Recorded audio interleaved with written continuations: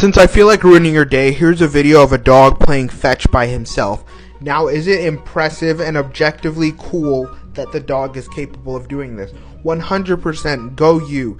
But as the 1, 2, 3, 4, 5 humans around him, I think we could do a little bit better. Why isn't anyone helping him? I understand it's cool to watch him be like, oh my god, cool dog. But look how excited he gets. Look at how excited he is to chase a ball by himself. Imagine if he had one other person there. One other person to just help him get the ball from point A to point B,